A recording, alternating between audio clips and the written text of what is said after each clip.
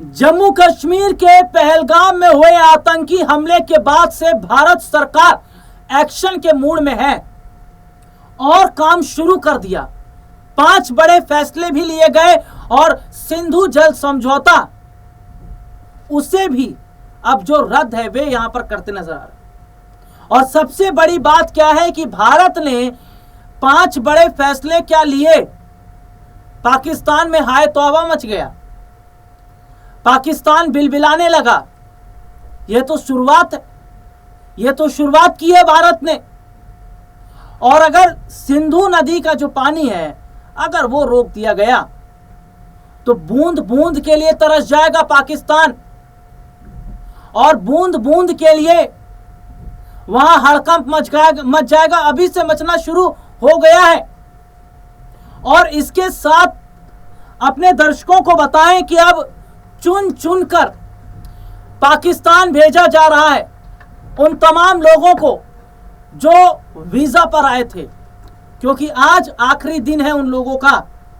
क्योंकि सरकार ने जो गाइडलाइन जारी की थी, जो सरकार ने अल्टीमेटम दिया था, आज उसका आखिरी दिन है। और एक बड़ी तस्वीर लगातार सामने आ रही है कि किस तरीके से उन लोगों को बॉर्डर पर छोड़ा जा रहा है, गाड़ी में बैठाकर सेना बॉर्डर पर छोड़कर आ रही है, जो लोग वीजा पर यहां पर आए पाकिस्तान से। और ऐसे में लोगों के अंदर हड़बड़ाहट भी है, लोग ये सोच रहे हैं कि वहां जाकर करेंगे क्या। और स्थिति कुछ ऐसी बन गई है, लोग तो ये कह रहे हैं कि हम इतने सालों से यहां पर रह रहे हैं और पाकिस्तान भी उन्हें अपनाने के लिए तैयार नहीं है। तो यहां पर देखिए, गृह मंत्री अमित शाह एक्शन के मूड में है और देश के कई सभी राज्यों को बोल दिया गया कि आपके यहां जितने भी घुसपैठी हैं इन्हें आप खदेड़िए, इन्हें आप बाहर कीजिए। और अभी हाल ही में हमने देखा है गुजरात के सूरत, अहमदाबाद में एक बड़ी संख्या में घुसपैठियों को इकट्ठा किया गया और आदेश दिया गया कि निकलिए यहां से। और सबसे बड़ी बात देखिए कि पाकिस्तानियों के भारत छोड़ने का आज आखिरी दिन है और अगर आज के बाद ये दिख गए तो सरकार इन्हें जेल में ठूस देगी। और माहौल क्या है बॉर्डर पर और कैसे अफरा तफरी मची है देश के अंदर, एक रिपोर्ट जरा देखिए। जम्मू कश्मीर के पहलगाम में आतंकवादी हमले के बाद पाकिस्तानी नागरिकों को उनके देश भेजने का काम तेजी से किया जा रहा है। केंद्र सरकार के आदेश का पालन करते हुए कई राज्य सरकारों ने उनके राज्य में मौजूद पाकिस्तानी नागरिकों को वापस पाकिस्तान भेज दिया है। बता दें, केंद्र सरकार के फैसले के मुताबिक भारत द्वारा पाकिस्तानी नागरिकों को जारी सभी मौजूदा अल्पकालिक वैध वीजा 27 अप्रैल से रद्द माने जाएंगे। इसमें यह भी कहा गया है कि पाकिस्तानी नागरिकों को जारी चिकित्सा वीजा केवल 29 अप्रैल तक ही वैध रहेगा। ऐसे में जो भी पाकिस्तान के नागरिक भारत में मौजूद हैं उन्हें फौरन वापस पाकिस्तान जाने को कह दिया गया है। वाघा सीमा के रास्ते पिछले 3 दिनों में 450 से अधिक भारतीय पाकिस्तान से स्वदेश लौट चुके हैं। पहलगाम आतंकवादी हमले के बाद उत्पन्न स्थिति के मद्देनजर वीज़ा रद्द होने के कारण ये लोग अपने देश लौट गए हैं। हाल ही में देखने को मिला कि 23 भारतीय भी शामिल हैं जो PSLA पाकिस्तान सुपर लीग 2025 की प्रसारण कंपनी का हिस्सा थे, वे भी भारत आए हैं। सीमा पार करने वाले भारतीयों की वास्तविक संख्या बाद में पता चलेगी। उत्तर प्रदेश सरकार ने भी एडवाइजरी जारी की है। अपने दर्शकों को बता दें, उत्तर प्रदेश सरकार ने उनके राज्य में मौजूद लगभग सभी पाकिस्तानी नागरिकों को वापस पाकिस्तान भेज दिया है। डीजीपी प्रशांत किशोर कुमार ने साफ किया कि भारत सरकार एवं उत्तर प्रदेश शासन के निर्देशों के आधार पर जिन जिन श्रेणी के पाकिस्तानी वीजा पर भारत आए लोगों को निर्वासित करने को कहा गया था, उन पाकिस्तानी नागरिकों को निर्वासित किए जाने की प्रक्रिया पूरी हो चुकी है। उन्होंने बताया कि एक पाकिस्तानी नागरिक अभी बचा हुआ है जो 30 अप्रैल को पाकिस्तान वापस चला जाएगा। यानी कि सीधे तौर पर देखा जा रहा है कि अब देश में काम तेजी से हो रहा है। डीजीपी प्रशांत कुमार की तरफ से जारी दिशा निर्देश में कहा गया, अंतर्राष्ट्रीय और अंतर्राज्यीय बॉर्डर वाले जिलों के में प्रभावी चेकिंग कराई जाए। साथ ही सभी टोल प्लाजा पर भी आवश्यक पुलिस प्रबंध को निगरानी में लगाया जाए। इसके अलावा नेपाल की सीमा से सटे महाराजगंज, श्रावस्ती, सिद्धार्थनगर, लखीमपुर खीरी, पीलीभीत, बहराइच और बलरामपुर में पुलिस एसएसबी के अधिकारियों के साथ समन्वय बनाकर चेक पोस्ट पर निगरानी करे। इस तरह से बिहार सरकार ने भी कहा है, हाल के दिनों में राज्य में अल्पकालिक वीजा पर आए सभी पाकिस्तानी नागरिक 27 अप्रैल की तय सीमा से पहले लौट गए हैं। हालांकि अपने दर्शकों को बता दें कि 27 तारीख आखिरी दिन है और इसके बाद अगर पाकिस्तान से आए लोग यहां दिखते हैं तो उनके खिलाफ सख्त कदम उठाया जाएगा। ये रिपोर्ट आपने देखी कि किस तरीके से चुन चुन कर इन्हें बॉर्डर पर भेजा जा रहा है, बॉर्डर के पार भेजा जा रहा है कि जाइए, अब आपका यहां कोई काम नहीं है। और सबसे बड़ी बात है कि उत्तर प्रदेश के मुख्यमंत्री योगी आदित्यनाथ ने एक बयान भी दिया है, वो मैं अपने दर्शकों को जरूर सुनवाऊंगा। लेकिन देखिए कि भारत ने जो कदम उठाना शुरू किया है और जिस तरीके से ये जो घुसपैठी थे, ये लोग जो वीजा पर आए हुए थे, इन्हें जिस तरीके से अब देश से बाहर भेजा जा रहा है, इससे पाकिस्तान में हड़कंप मचा हुआ है, हाय तौबा मचा हुआ है। और इतनी घबराहट है पाकिस्तान के अंदर, पाकिस्तान के जो सेना के बड़े अधिकारी हैं उनके अंदर, पाकिस्तानी सैनिकों के अंदर, कि उन्होंने गोलीबारी शुरू कर दी। अभी तो भारत ने कुछ किया भी नहीं, आपने गोलीबारी शुरू कर दी। लेकिन ये भारत है, ये गोली का जवाब टैंक से देता है, टैंक से, क्योंकि यहां की सेना को खुली छूट दी गई है। अगर पाकिस्तान से 2 गोली चलेगी तो यहां से एक टैंक पूरा चलेगा, यहां से गोले चलेंगे, पूरा तबाह कर दिया जाए। इतनी छूट भारत ने दे रखी है अपने सैनिकों को, इंडियन आर्मी को, और यही हो रहा है। पाकिस्तान गोली चला रहा है तो यहां टैंक से जवाब दिया जा रहा है, टैंक से। जितने इनके पोस्ट हैं सब उड़ गए, ध्वस्त हो गए। ये हालात है। और एक रिपोर्ट जरा अपने दर्शकों को दिखाएं, कितनी घबराहट पाकिस्तानी सैनिकों के अंदर है और गोली का जवाब कैसे टैंक से दिया जा रहा है, ये जरा देखिए। पाकिस्तानियों के पास आज अंतिम दिन है, आज छोड़ना होगा भारत, आज छोड़नी होगी भारत की धरती, नहीं तो होगा अब बड़ा एक्शन। अब लौट जाएं अपने वतन को। पहलगाम में हुए आतंकी हमले के बाद भारत ने पाकिस्तान के खिलाफ सख्त रुख अपना लिया है। भारत ने सिंधु जल समझौते से खुद को अलग कर लिया, साथ ही पाकिस्तानी नागरिकों का वीजा भी रद्द कर दिया है। ऐसे में भारत में आए पाकिस्तानी नागरिकों के पास आज देश छोड़ने का अंतिम दिन है।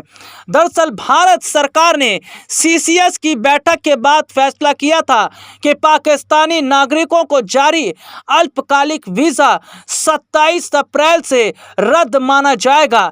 इन समय सीमा का ध्यान रखते हुए राज्य सरकारें अपने क्षेत्र में मौजूद पाकिस्तानियों को खोज कर वापस भेज रही हैं।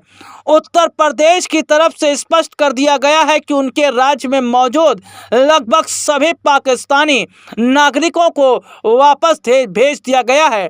डीजीपी प्रशांत कुमार ने बताया था कि केवल एक पाकिस्तानी नागरिक राज्य में मौजूद है जो 30 अप्रैल को पाकिस्तान चला जाएगा। वीजा लेकर बिहार पहुंचे 19 पाकिस्तानी नागरिक भी वापस लौट चुके चुके हैं। बिहार सरकार में गृह विभाग के अपर मुख्य सचिव अरविंद कुमार चौधरी ने इस संबंध में जानकारी दी। महाराष्ट्र में पाकिस्तानी नागरिकों की संख्या सबसे ज्यादा है। फडणवीस सरकार में मंत्री योगेश कदम ने कहा कि राज्य में करीब 1000 पाकिस्तानी नागरिक अल्पकालिक वीजा और करीब 4000 पाकिस्तानी दीर्घकालिक वीजा पर रह रहे हैं। इन सभी को 27 अप्रैल तक देश छोड़ने के लिए कह दिया गया है। भारत के कड़े रुख के बाद से अब भारतीय भी पाकिस्तान से वापस स्वदेश लौट रहे हैं। पिछले 3 दिनों में अटारी वाघा बॉर्डर के रास्ते 450 से अधिक भारतीय वापस अपने देश लौटे हैं। पाकिस्तान में जारी पीएसएल में ब्रॉडकास्टिंग कंपनी के लिए काम करने वाले करीब 23 भारतीय हाल ही में भारत लौटे हैं। अपने दर्शकों को बता दें, गृह मंत्रालय ने एडवाइजरी जारी की है कि अगर वीज़ा रद्द होने के बाद में यहाँ पर अगर पाकिस्तानी नज़र आते हैं तो उनके खिलाफ सख्त एक्शन उठाया जाएगा, उनके खिलाफ सख्त कदम उठाया जाएगा, क्योंकि सरकार ने पहले ही एडवाइजरी जारी कर दी थी और आज इन लोगों का आखिरी दिन है। और यही वजह है कि वाघा बॉर्डर पर बड़ी संख्या में भीड़ नजर आ रही है, क्योंकि ये तमाम जितने लोग पाकिस्तान से आए थे वीज़ा रद्द होने के बाद इन्हें अब पाकिस्तान भेज दिया जा रहा है। ये रिपोर्ट आपने देखी जिसमें विस्तार से हमने अपने दर्शकों को दिखाया, ये वो भारत नहीं है जब वहां से गोली चली तो ये शांत हो जाए। ये वो भारत है कि अगर छेड़ोगे तो छोड़ेंगे नहीं। यहां पर टैंक से जवाब दिया जाता है, टैंक से, गोले बारूद से सीधा हमला किया जाता है और यह बात पाकिस्तान जानता है और पाकिस्तान को इसका हर्जाना भुगतना पड़ेगा। और सबसे बड़ी बात देखिए, अब अपने दर्शकों को बताएं कि हाल ही में गृह मंत्री अमित शाह ने संसद में एक बयान दिया था। संसद में एक बयान क्या दिया अमित शाह ने? उन्होंने कहा कि यह धर्मशाला नहीं है कि यहां जो भी आए शरण ले ले। यह धर्मशाला नहीं है और यहां पर रहोगे और यहीं की मिट्टी खोदोगे तो ऐसा तो कतई नहीं हो पाएगा। तो इसीलिए कहा गया कि यह धर्मशाला नहीं है और जो घुसपैठी हैं और जो वीजा पर आए, जो गैर कानूनी तरीके से आए, इन्हें भगाया जाए। और इसकी शुरुआत हो चुकी है। और उत्तर प्रदेश के मुख्यमंत्री योगी आदित्यनाथ तो बहुत कुछ बोल गए। उन्होंने कहा कि हमारे यहाँ जो मिसाइलें रखी हैं, हमारे यहाँ ये जो ब्रह्मोस मिसाइल है, हमारे यहाँ जो अग्नि 5 मिसाइल है, हमारे यहाँ जो S-400 है, हमारे यहाँ जो राफेल है, ये म्यूजियम में सजाने के लिए नहीं रखी है, ये इस्तेमाल करने के लिए रखी गई है। और अगर जरूरत पड़ी तो ब्रह्मोस मिसाइल जैसी मिसाइल का इस्तेमाल किया जाएगा। भारत अपने उन अत्याधुनिक हथियारों का इस्तेमाल करेगा जिसकी कल्पना भी पाकिस्तान ने नहीं की थी, क्योंकि यह भारत कमजोर वाला भारत नहीं रह गया। यह भारत वो है जिसने पूरे विश्व में अपना डंका बजा रखा है। रूस और यूक्रेन का जब युद्ध हुआ था तो प्रधानमंत्री नरेंद्र मोदी को बार बार फोन किया जा रहा था कि आप संधि करवा दीजिए। तो आप ताकत का अंदाजा लगा लीजिए कि क्या फिर ताकत है पीएम मोदी की और हमारे देश की। और सबसे बड़ी बात क्या है कि योगी आदित्यनाथ ने जो बयान दिया है, वो बयान ये बताता है कि क्या भारत में अब बहुत बड़ा होने वाला है। एक रिपोर्ट जरा देखिए। पाकिस्तान बॉर्डर पर लगातार सीज फायर का उल्लंघन कर रहा है। पहलगाम हमले के बाद पाकिस्तान कति छटपटाना शुरू हो गया है। वो अपनी बौखलाहट में कुछ हरकत करना शुरू कर देता है। इन दिनों सीमा सीज फायर का उल्लंघन करने में जुटा हुआ है। पहलगाम हमले के बाद लगातार तीसरे दिन भी पाकिस्तान ने सीमा बिना उकसावे के गोलीबारी शुरू कर दी, जिसे बाद में भारतीय सेना ने मुंहतोड़ जवाब दिया। भारत जैसे ही मुंहतोड़ जवाब देता है, पाकिस्तानी सेना फौरन बिल में घुस जाती है। पाकिस्तान को हर पल यही डर सता रहा है कि भारत का बदला बहुत ही खतरनाक और निर्णायक होगा। भारतीय सेना से मिली जानकारी के मुताबिक 26-27 अप्रैल 2025 की रात को पाकिस्तानी सेना ने सीज फायर का उल्लंघन किया। पाकिस्तानी सेना ने तुतमारी गली और रामपुर सेक्टर के सामने नियंत्रण रेखा के पार गोलीबारी शुरू कर दी। यह गोलीबारी बिना किसी उकसावे की गई। इसका भारतीय सेना ने भी मुंहतोड़ जवाब दिया और गोली के बदले टैंक का इस्तेमाल किया, गोलों का इस्तेमाल किया। बता दें कि पहलगाम आतंकी हमले से 26 लोगों की मौत हो गई थी, जिसमें 26 देश के नागरिक और एक नेपाली नागरिक शामिल है। पहलगाम हमले के बाद यह लगातार तीसरी बार है जब पाकिस्तान ने सीज फायर का उल्लंघन किया है। कुल मिलाकर लगातार 3 दिन से पाकिस्तान की तरफ से LOC पर फायरिंग हो रही है। भारत ने सिंधु जल संधि रद्द कर दिया। इसके बाद से ही पाकिस्तान में घबराहट का माहौल है। सेना अलर्ट मोड में है। घबराहट की वजह से ही पाकिस्तानी सेना सीज फायर का उल्लंघन कर रही है, जिसका जवाब भारतीय सेना डटकर दे रही है। यह रिपोर्ट आपने देखी, जिसमें विस्तार से हमने अपने दर्शकों को दिखाया। और जरा मैं अपने दर्शकों को एक बयान और योगी आदित्यनाथ का सुनवाऊंगा। आज से कुछ समय पहले योगी आदित्यनाथ ने POK को लेकर बयान दिया था। उत्तर प्रदेश के मुख्यमंत्री योगी आदित्यनाथ ने कहा कि अब जल्द ही POK हमारा होगा। और साहब, चर्चा चल रही है भारत और पाकिस्तान का अगर युद्ध हो गया तो क्या भारत POK पर कब्जा कर लेगा? क्या POK को भारत शामिल कर लेगा अपने साथ? योगी आदित्यनाथ ने क्या कहा था, एक रिपोर्ट जरा देखिए। पहलगाम में भारत के उन पर्यटकों पर जो देश के अलग अलग राज्यों से जाकर के एक भारत श्रेष्ठ भारत की तर्ज पर कश्मीर से कन्याकुमारी के प्रधानमंत्री मोदी जी के अभियान के साथ जुड़कर कार्य कर रहे थे,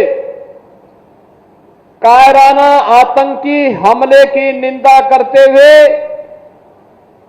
उत्तर प्रदेश वासियों की ओर से उन सभी परिवारजनों के प्रति जिन्होंने अपने परिवार के सदस्यों को खोया है, उनके प्रति अपनी संवेदना व्यक्त करते हुए दिवंगत आत्माओं के प्रति विनम्र श्रद्धांजलि अर्पित करता हूं। बहनों और भाइयों, सभ्य समाज में आतंकवाद के लिए कोई जगह नहीं हो सकती, अराजकता के लिए कोई जगह नहीं हो सकती। भारत सरकार की सुरक्षा, सेवा और सुशासन का जो मॉडल है वह विकास पर आधारित है, गरीब कल्याण पर आधारित है और सबकी सुरक्षा पर आधारित है। लेकिन अगर कोई सुरक्षा में सेंध लगाने का दुस्साहस करेगा तो उसके लिए जीरो टॉलरेंस की नीति के तहत उसको जिस भाषा में समझेगा उस भाषा में उसका जवाब देने के लिए आज नया भारत तैयार है। प्रधानमंत्री मोदी जी के नेतृत्व में ये नया भारत किसी को छेड़ता नहीं, लेकिन अगर किसी ने छेड़ा है तब उसको छोड़ेगा भी नहीं। कांग्रेस की सरकार के समय क्या होता था? आतंकवाद होता था। मुंबई विस्फोट हुए थे, कांग्रेस के लोग क्या कहते थे? यूपीए सरकार कहती थी आतंकवादी सीमा पार के हैं। अरे सीमा पार के हैं तो आपकी मिसाइल कब के लिए है? जैसे मोदी जी ने एयर स्ट्राइक करके सीधे पाकिस्तान के अंदर घुस करके आतंकवाद को पूरी तरह तबाह किया। और अब तो आपने देखा होगा ब्रिटेन के एक बड़े समाचार पत्र ने यह लिखा कि पाकिस्तान के अंदर पिछले 3 वर्ष के अंदर जितने बड़े दुर्दांत आतंकवादी थे वे एक एक करके मारे गए और मारने वालों में भारत की एजेंसी का हाथ है। भाई जो हमारा दुश्मन है हम उसकी पूजा थोड़े करेंगे। अरे कोई हमारे लोगों को मारेगा, कोई हमारे लोगों को मारेगा तो हम उसको पूजेंगे नहीं भाई, हम भी तो उसको वही करेंगे जिसका वो हकदार है, जिसका वो हकदार है। और वही हो रहा है। और अब तो पाकिस्तान को, पाक अधिकृत कश्मीर को बचाना मुश्किल हो रहा है।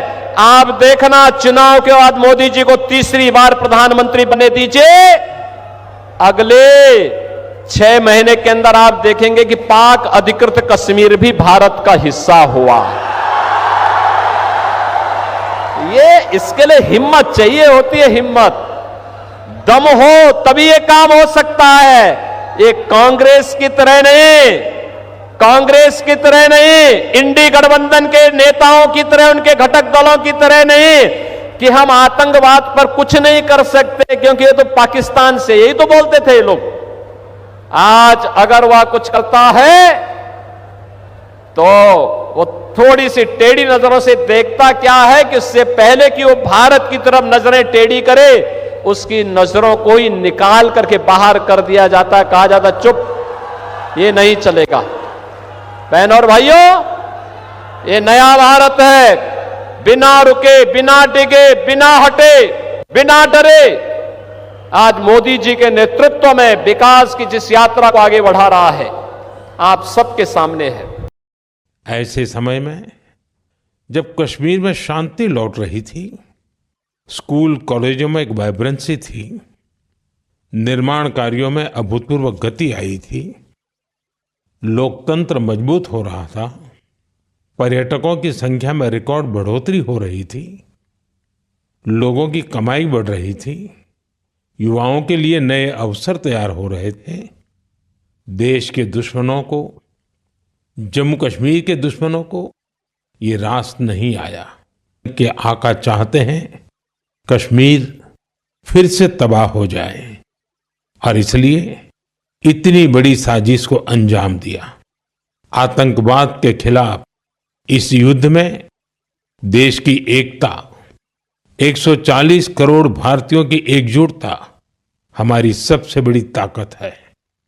यही एकता आतंकवाद के खिलाफ हमारी निर्णायक लड़ाई का आधार है। हमें देश के सामने आई इस चुनौती का सामना करने के लिए अपने संकल्पों को मजबूत करना है। हमें एक राष्ट्र के रूप में दृढ़ इच्छा शक्ति का प्रदर्शन करना है। आज दुनिया देख रही है, इस आतंकी हमले के बाद पूरा देश एक स्वर में बोल रहा है। ये रिपोर्ट आपने देखी जिसमें विस्तार से हमने अपने दर्शकों को दिखाया, और सबसे बड़ी बात देखिए, प्रधानमंत्री नरेंद्र मोदी ने एक बार फिर आतंक पर प्रहार किया। अभी हाल ही में वो बिहार के दौरे पर थे और बिहार की धरती से उन्होंने खुली ललकार, खुली चुनौती दी आतंक को लेकर, आतंकवादियों को लेकर, पाकिस्तान को लेकर।